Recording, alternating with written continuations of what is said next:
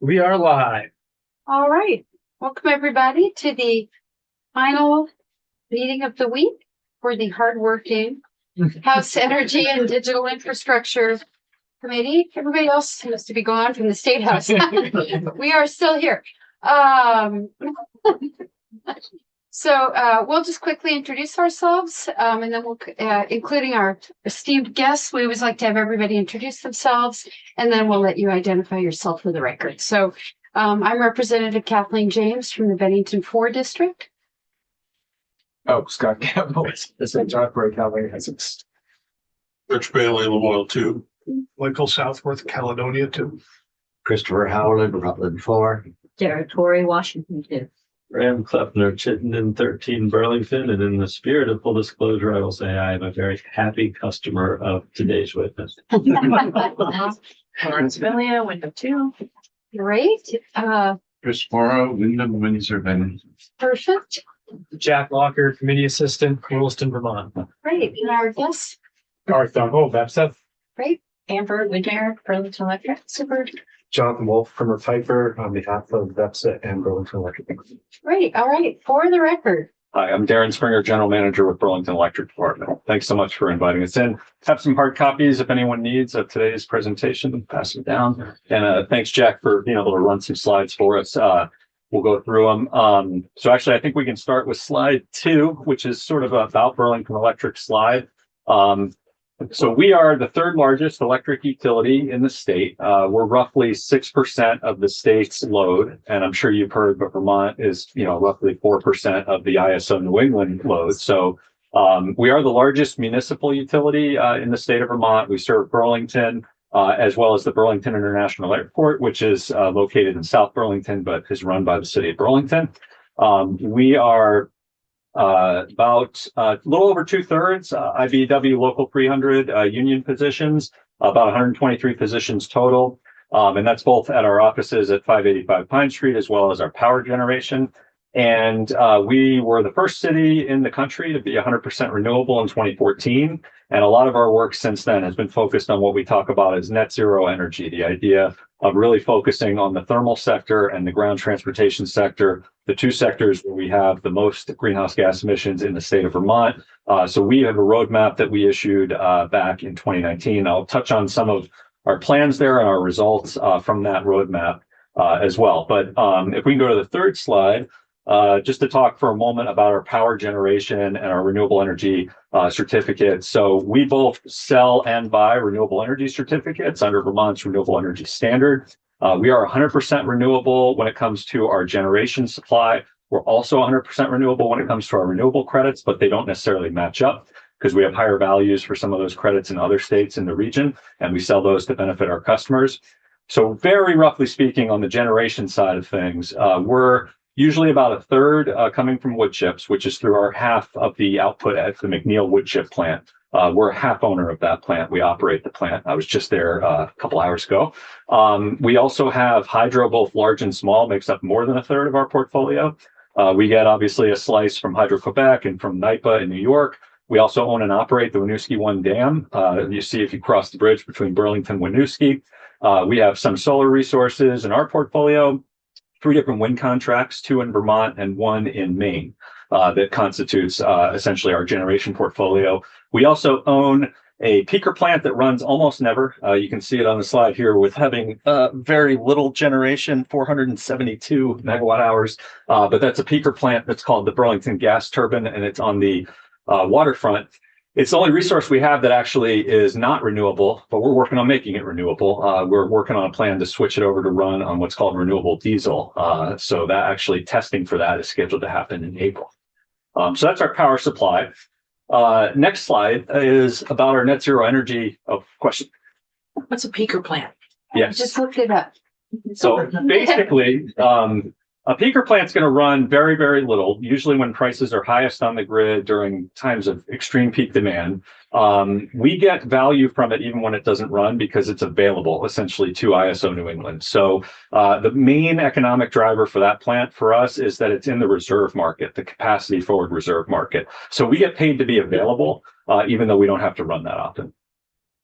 And I assume everybody heard about the ISO to Go app. from the ISO New England. Yeah. So this is one of the best things to ever have on your phone, given that we're talking about power supply. So I always have it here. I look at it like 10 times a day.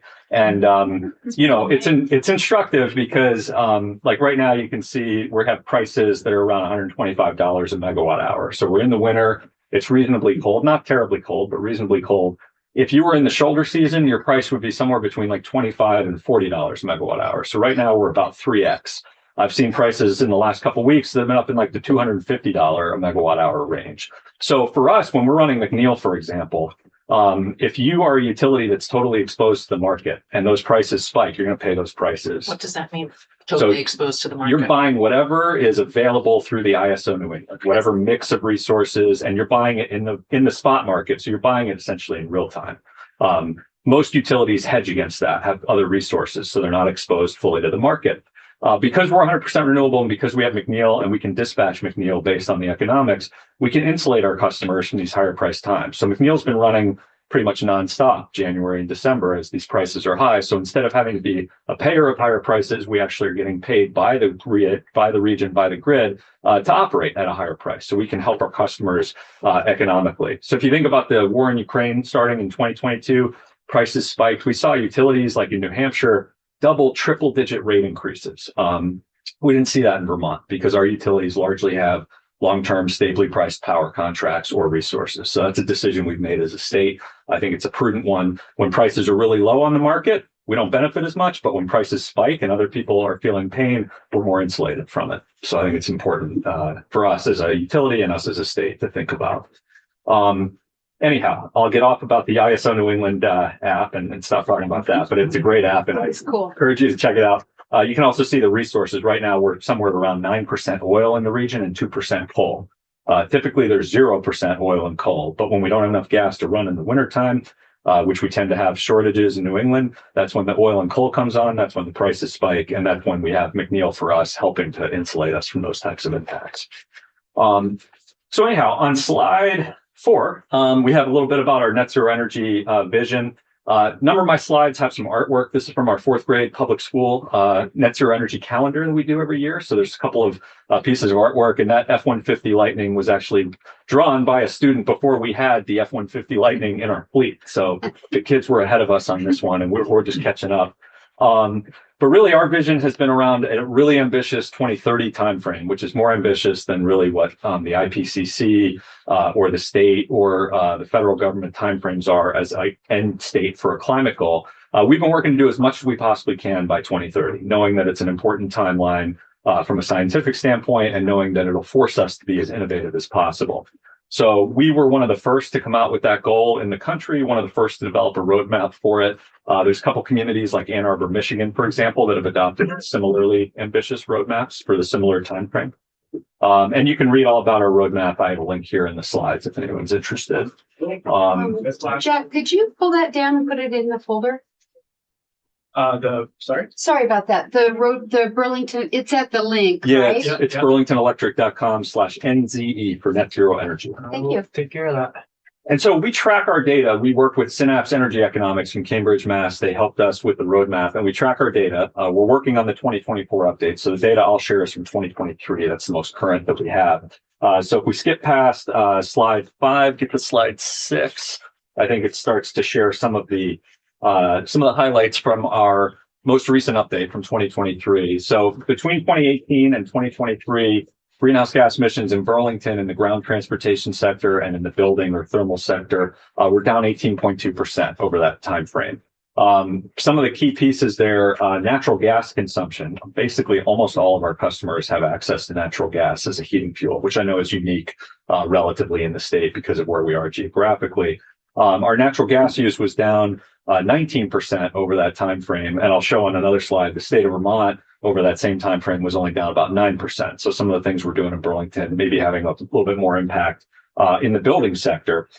In the transportation sector, we saw a huge dip, as everyone did, coming into the pandemic timeframe 2020, and we've seen a much more mild rebound.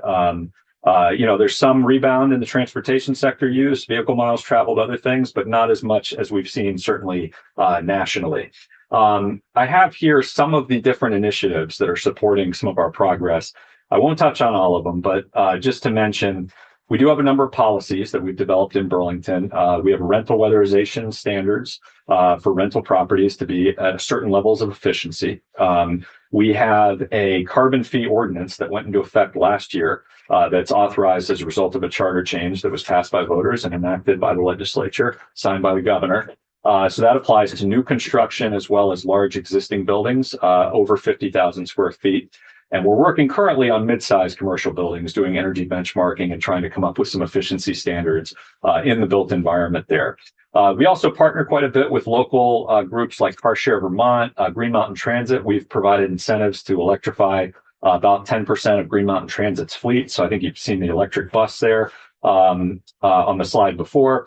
I also want to mention we have, coming out of the pandemic, we have an energy assistance program, which was the first we ever had. So we started with a discounted rate for our income qualified customers. We boosted it the next year, and then we've set it up now as a permanent rate authorized by the PUC. So customers who are income qualified can get a 12.5% discount on their bill. We started off with around a couple hundred customers participating. We've been able to get it over 800 now. Through some different changes we made at the PUC, including helping to auto-enroll customers whose data we have, but they didn't submit the appropriate form, so we don't even make them take that step. If we know they're eligible, we get them in the program. So we made it more of an opt-out as opposed to an opt-in to get the discount to as many customers as possible. Next slide, please. I'm going to run through these ones fairly quickly, but stop me if you have questions. Really, we're just comparing some of our results in Burlington to some of the national and state context. So here, as I mentioned, we have that dip on the transportation side in the pandemic, you can see behind me, and then a relative kind of moderate rebound and flattening. So we're down 13% on gasoline and diesel consumption, partly through vehicle miles traveled reduction, partly through conversion of the fleet towards EVs.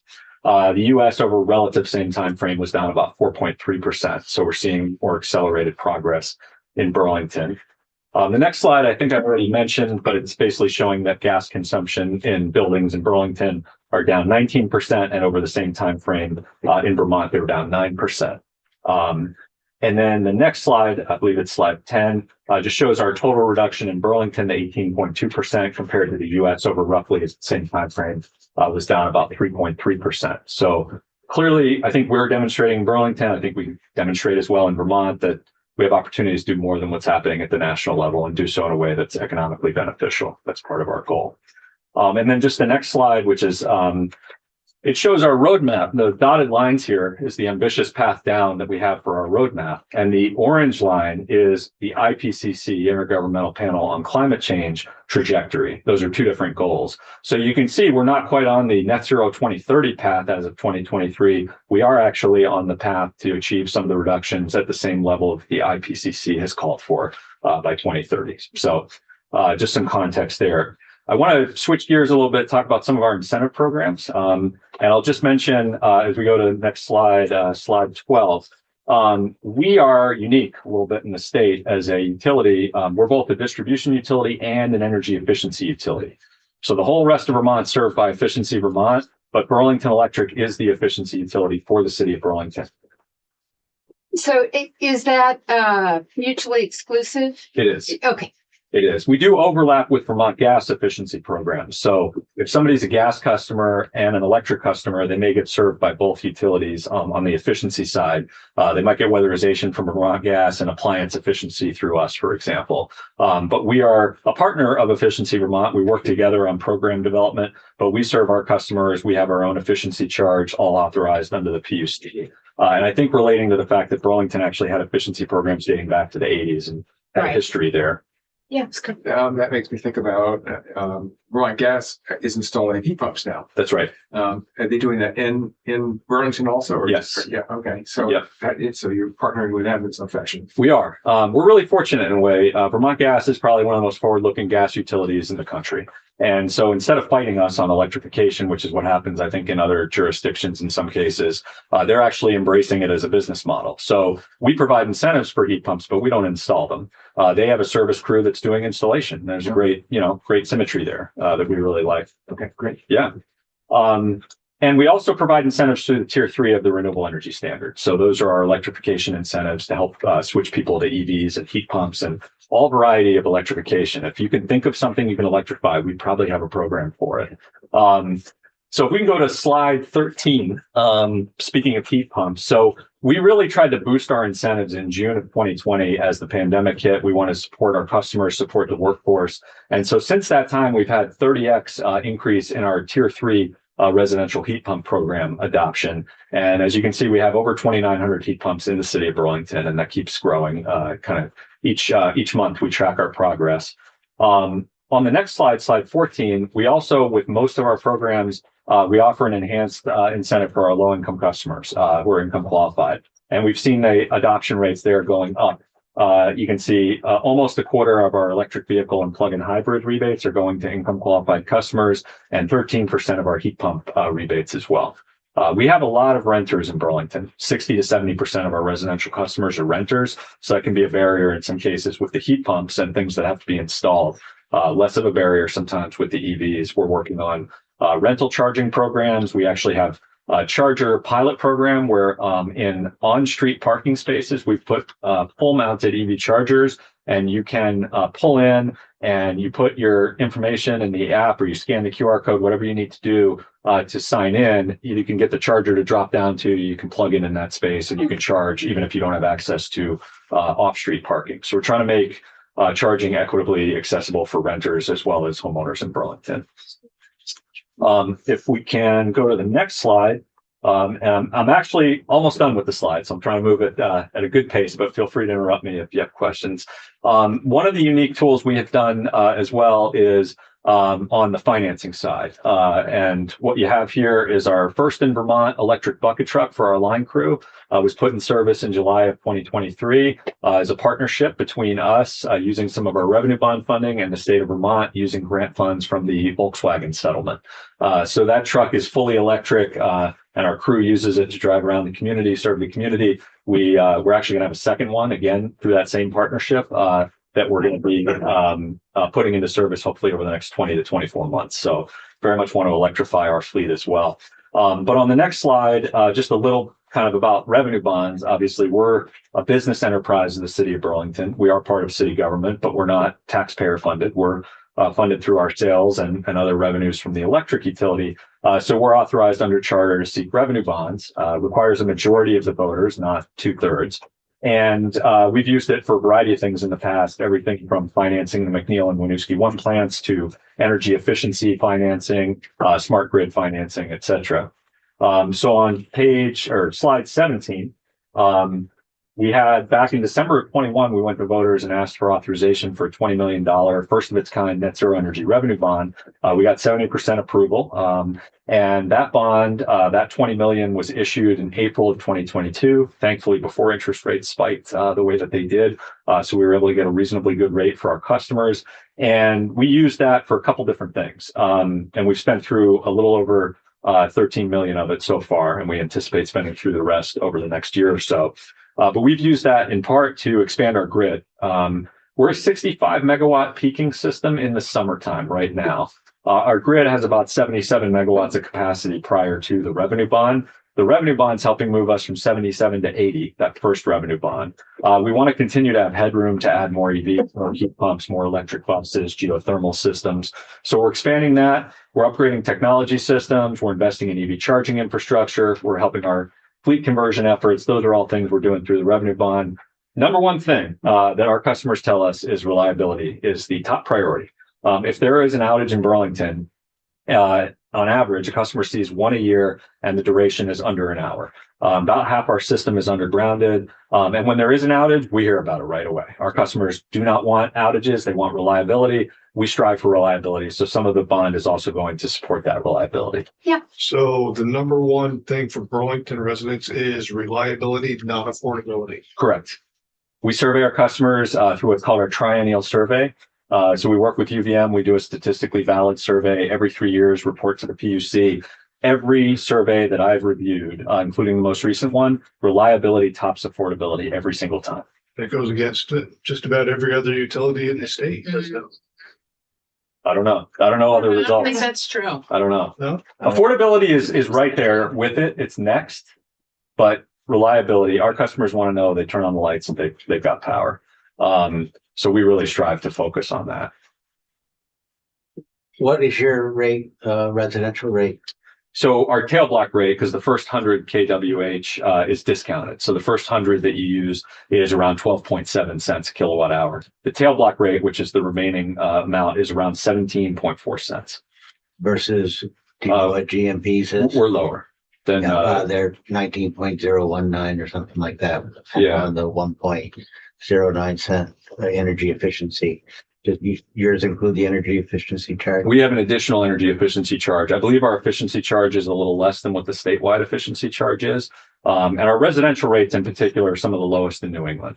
Vermont's top state for rates now in New England in terms of being the lowest cost state. It used to be Maine, I believe. Vermont is now the lowest cost state. And within Vermont, within New England, our residential rates are some of the best. Our commercial industrial are closer to the average for Vermont. Yeah, Rick Clifton. I will say on the subject of Burlington Electric's reliability that it gave me the confidence to rip out my gas furnace and replace it with heat pumps without any backup of any sort in the house. And it hasn't, that was 5 years ago and has not been a problem for a single minute. Full disclosure, we have a video of Representative Kleppner's heat pump project at his relatively historic home as an example for other customers who have older homes of how they can electrify up on our website. And as I've said, our family home in West Wardsboro, putting in heat pumps, battery backup, and a generator. That was a reliability. Yeah, Yeah. because the power can be out in West Wardsboro for 4 days, but it really is never out in Burlington for more than 4 minutes in my experience. Knock on wood. Knock on wood. Even when the guy ran into the pole right outside of my house. We are fortunate to have a relatively compact geography, a lot of underground infrastructure, and a great team that does the work to keep everything running. I just have 2 more slides. The next slide, slide 18, is about our newest revenue bond. So I mentioned the 2022 bond. We actually went to voters in November to get a subsequent bond authorization. We haven't issued it yet, but for an additional $20 million investment that would really carry us through the end of the decade in terms of our capital program. That was approved with almost 80% of the vote. And that's going to take our grid from 80 megawatts that I mentioned up to 90. So we're going to continue to expand the grid. We need to do so at the right pace. We want to make sure we don't invest in infrastructure our customers don't need yet, but we don't also want to be in the position where somebody says, hey, I want to put in a heat pump or an EV, and we say we don't have the capacity. So we're trying to pace this appropriately. We're going to continue to invest in our charging stations. One wrinkle there, we were fortunate to get a competitive grant at the federal level for $4.85 million to support EV charging. That was going to help us in combination with our revenue bond install 200 new EV chargers in Burlington. As you can imagine, with the current change in administration, we and a number of others are in a bit of an uncertain situation now with that funding, wanting to see whether it's going to be allowed to be utilized or what types of roadblocks there might be. So we're in a little bit of a holding pattern on that aspect of things on the grant side while we figure that out. And then just the last slide, just the next steps. Every year we update our incentive programs. We try to make them bigger and better to the extent we can. So for example, we doubled our e-bike incentive that's been popular with local bike shops in Burlington. We added some new categories for incentives, bolstered some incentives. So we just had that announcement. I've got the link here if you want to learn more about that. We also announced a couple of pilot programs. We're going to work with customers through a different federal grant to help install in 1,000 heat pump homes in Burlington, devices that will help customers be able to control the heat pump from their phone and let us send a signal during peak times to help reduce the usage just a little bit. And in exchange for that, we're going to enroll customers in a $5 a month bill credit program, make the heat pump a little cheaper to operate. And our goal is, like we already have with electric vehicles, to develop a rate for heat pumps where we say, if you allow us to interrupt your usage with an EV, or you charge off peak, you get a special rate. If we can do the same thing with heat pumps, but not interrupt, just reduce a little bit the usage during certain peak hours, which usually is a couple times a month, we'll be able to provide value back to customers who are operating the heat pumps. We also have a pilot program with batteries that can be plugged into a regular wall outlet. A company we met through something called Delta Climb, which is a business accelerator program that we host every year at BED and in partnership with all the utilities in the state. So there's a company called Modulate that has a battery that's maybe like kind of this wide size of the table. I can pick it up. It's not terribly heavy and it's modular. You can stack more of them on top. And this could potentially be something we can pilot not only with customers who are homeowners, but maybe with renters as well, because there's no permanent installation. We'd be able to plug it into a wall circuit and during peak time say, okay, let's have this discharge energy back into that circuit. And that way we don't have to have as much peak usage in that home. It's UL listed. It's been kind of approved for sale. So we're interested to pilot that. We're looking to try to have 10 of those that we can share with customers and get some feedback on those as well. And we're going to continue our work on the roadmap. We'll have new results probably for 2024 in April. And we will probably be issuing our newest revenue bond sometime later this year, depending on how quickly we spend through the current bond. And let's see, I did okay, right? Good job. I mean, that was, yeah. Done it before. To be fair, I gave similar presentation last night at UVM in a class, so it's you all go. fresh in my mind. Yeah. Questions? That was- He answered them all along the way. Yeah, that was very informative. Great. Oh, yeah. On that drop down recharging. Yeah. Who's paying for that? So we have, that was also a partnership, I should mention, with ACCD at the state level. They provided some limited grant funding, and we worked to get those kind of installed on our poles around town. So the pilot is initially for 5 of them. The electricity is being paid for by the customer who uses the charger. That's our public charging tariff is 21 cents a kilowatt hour, which is maybe around $1.80 a gallon, roughly. So it's a pretty good deal. You can get even cheaper if you charge at home. And what we did with those, because they're also for renters who might not have off-street parking, we have an off-peak rate that we're working on with that too, where during off-peak periods, if you're charging overnight, for example, that'll drop down to around 13 cents a kilowatt hour and be even cheaper. So the person charging their car pays, that was what you mentioned earlier. That's correct. There's a QR code or whatever. Yeah, so you can have an app or use the QR code and you can pay electronically, which is pretty similar to all the different All the charging apps. stations. Yeah. So the problem with EV charging, when you park there and the other guy can't, you got to leave before the next guy can come in. Does this allow people to move further? But then again, I don't want somebody else pulling on my cord off my car. Yeah, no, it's a good point. So with most of our chargers, we have a fee that kicks in after 4 hours. So if you park and you're there for more than 4 hours, then there's a fee to try to incentivize you to move on if you're not utilizing it. For these drop down ones, we're a little more conscious that people may need to use them overnight. So we're not looking to have as much of a fee for those. They're more in residential neighborhoods where somebody might be parking. But if you see any like downtown chargers, for example, chargers at UVM or the airport, they're going to have a fee of $1 per hour after 4 hours. Try to encourage you to move forward. And then before that, it's just by a ratio of it. So Correct. That's right. Yeah. Before that, you're just paying per kilowatt hour. That's right. I'll move for $1 an hour. And Yeah. I'll say that is also true at Tesla superchargers when they are busy.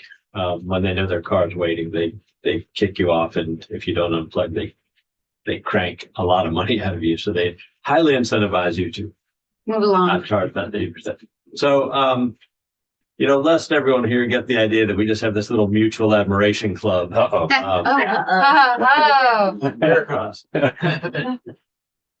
Oh. And you and I have been in meetings together with the Climate Council where we have heard people very confidently assert that we don't need the generating capacity at McNeil, and that it's more polluting than the alternatives, and so forth and so on.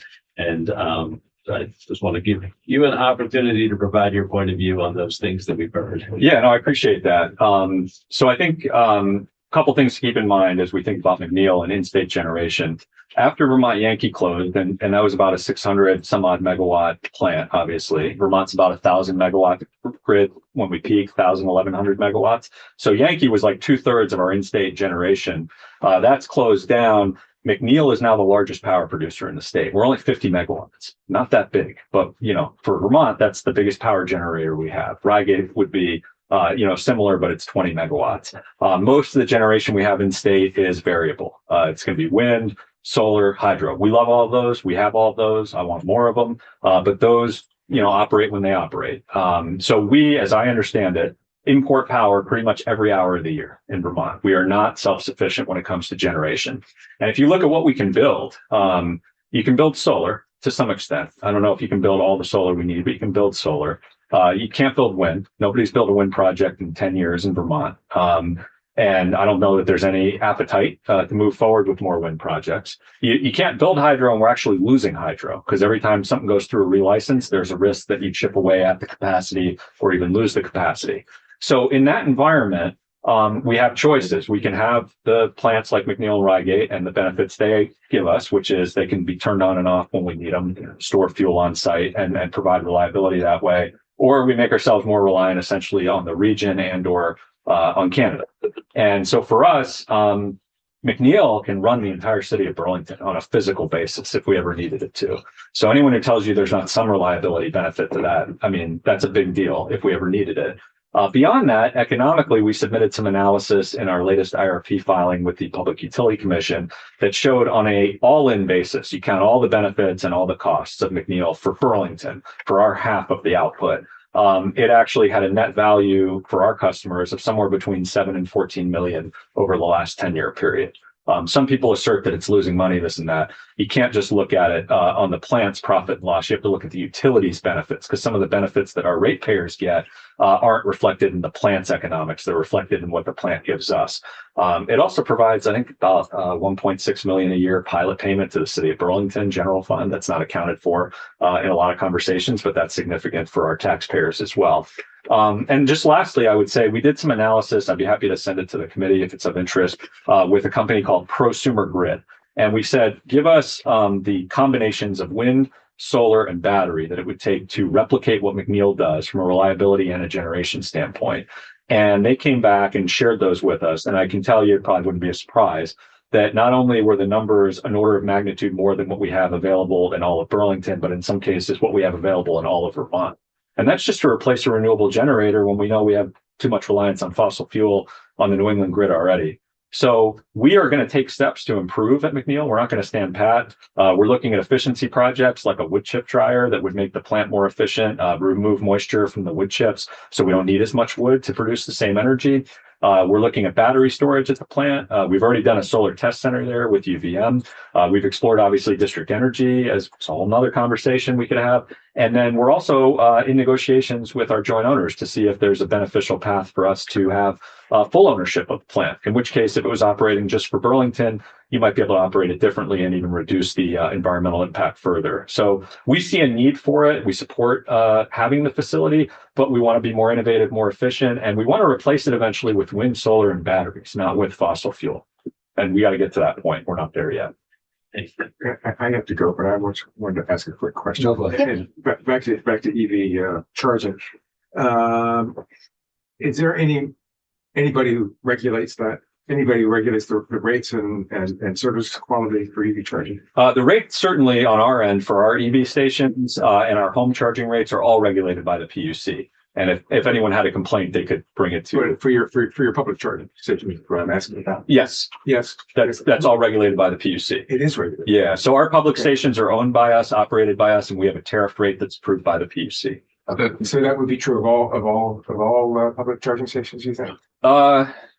Well, we're municipal, so I don't know if I don't know if the same governance applies for certain other types of public chargers, but certainly in Burlington, if you see any public charger, it's going to be owned by us and on our rate, unless it's something that's available via like a workplace or auto dealer, for example, that kind of thing. Interesting. Yeah. Thanks. So he covered it. So there are non-BED charging stations run by other. Point to say the $1 an hour dealer. Yeah, we have incentives for like workplace charging, for example. So if you go to the Hyundai dealer in Burlington, they have a level 3 charger and they have their own rate. We give them an incentive to help get it installed, and we can put some parameters sometimes around what those rates are to take the incentive, but we don't operate or maintain that station. How old is the McNeil station? 40 years. It is already 40 years. 40 years old. And what is the life expectancy of the current The plant? of the plant without significant life extension project? The thing that's interesting about a wood chip plant is it's not like a nuclear plant. Like a nuclear plant, you get a 40-year license for safety reasons, and you can get it extended for 20 years if it's appropriate. A wood chip plant, as long as you continue to invest in it and maintain it, can keep running. Now, we're going to do things to make it more efficient, but you can really think of it like an automobile in a way. Like if you had a nice Ford Mustang from 1985, if you weren't taking care of it, it would stop running. If you're putting appropriate maintenance in it, it's going to run just like it did. I was referring more to degradation of piping systems, boiler as they continue to flow water and the flow through it, and the firing of the boilers like a coal powered or a oil powered. Yeah, I mean, we do annually, we do an overhaul. So we get in and we take things apart. We make sure they get fixed. We work with our OEM manufacturers.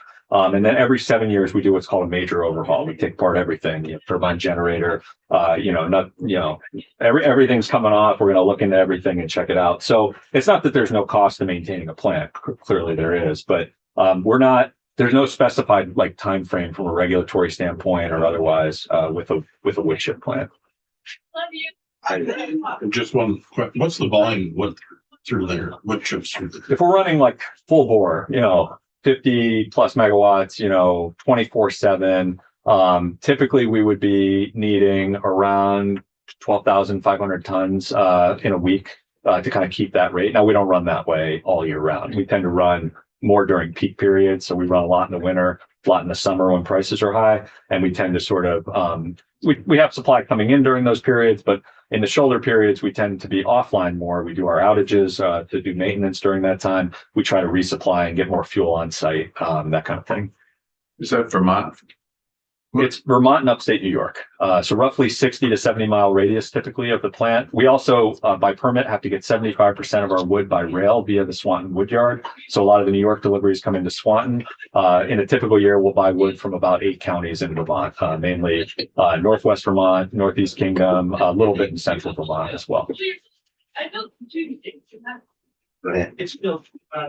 Is it all chip or do you chip it yourself? Is it It's mainly chipped. We'll have a limited amount of like roundwood, low value roundwood on site that we can chip ourselves if we need to. We take about 3% of the plant's supply comes from the waste wood yard. So people bringing in clean, untreated wood that would otherwise go to a landfill. But the majority of the wood is from chips. Our contracts specify that you can't go and produce wood just for us. We're kind of the low value end of the chain.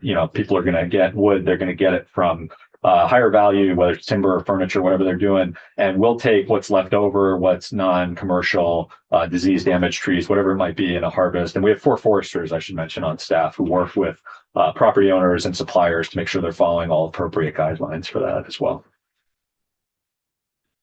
Couple more. So with the water content of the wood that you get, you allegedly was that you needed natural gas to fire it to make it. We don't actually generate energy with gas. We at McNeil, we do use ancillary gas for other purposes. Drying, pre-drying before it goes in the boiler? No, we don't use it for that. We're hoping to use waste heat for that purpose, if we're able to. That's our goal. We use gas for ancillary services at the plant, limited amount of gas for light off when we start up, things like that. But we don't generate energy with gas. Haven't since 2013, and that was for a half-hour test purpose, I think. So anytime you see us running generations on wood. Representative. Yeah, percentage of softwood versus hardwood, or does it matter?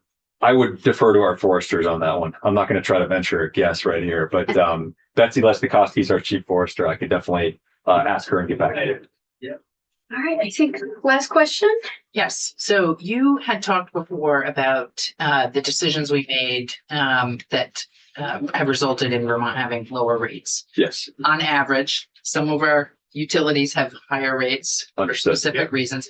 But I know you've been in this industry for a while. Can you talk about the decisions that we made that have created that situation where we have lower on average rates? Yeah, I think the biggest one is that pretty much every state around us deregulated their utilities and created these situations where you can't be vertically integrated. You can't serve the customers and own the power lines and own the power plants in the name of competition. And it didn't work that great nationwide, deregulation of the utility sector. Vermont never did that. We kept our utilities vertically integrated. We have a statewide transmission company that all the distribution utilities essentially own on behalf of our ratepayers. And we have had policy really for 2 decades at least that says we favor having long-term, stably priced renewable contracts for power over being exposed to the market. And so That to me is the right way to go because it insulates our customers from volatility. And one of the best things we think about it in the EV space, like if you're driving a gasoline vehicle, you go to the gas station, you just never know if the price can be up, down, you don't have much control. Your utility rates are regulated and controlled locally. They tend to be more stable. Even if they go up 3 or 4 or 5% in a given year, it's not much more than inflation, and it's once a year change compared to whatever the fluctuations are with global commodities like fossil fuels. So to me, having the idea of we want long-term, stably priced contracts, we're not chasing the lowest rate we can find at any given moment on the market, because then we're also exposed to that spike that we're not expecting from events that really are out of our control. What are some of those long-running policies? Sorry, just.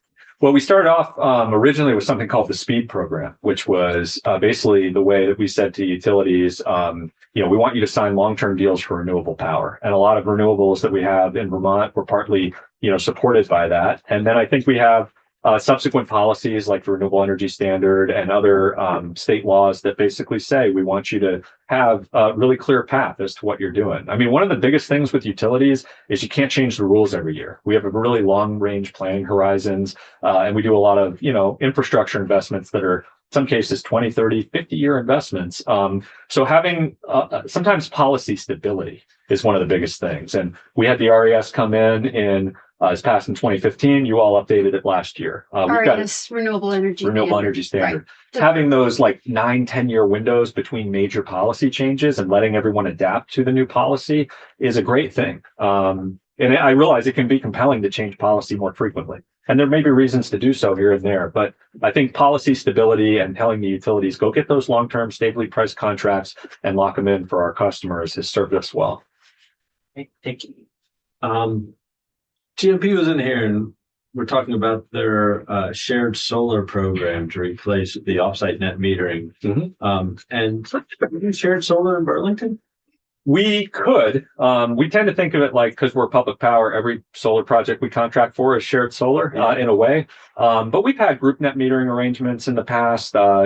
We just don't have a lot of space for bigger projects. So one of the things I was most excited about was Senator Sanders got funding for this Solar for All program. And the idea was that we might have large solar projects sited, could be in Burlington, could be elsewhere, and that our customers who are income qualified would be able to participate in those regardless of where they were in the state. Because traditionally, if solar is not located in Burlington, we get charged to bring it in. There's costs that make it less competitive. So we tend to be very bullish on solar in the city. And we've been named one of the top cities in the Northeast for solar for a couple of years running.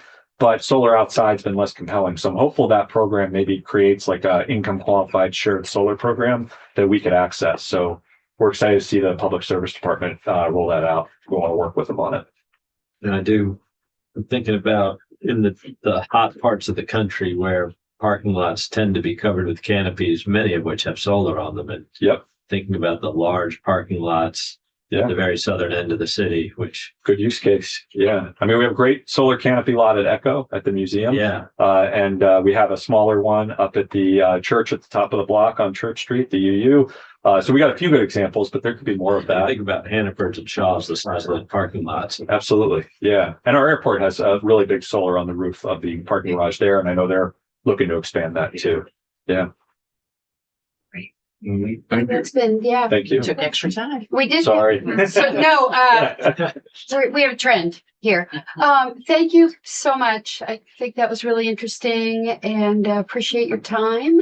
Thanks for having us in. And I think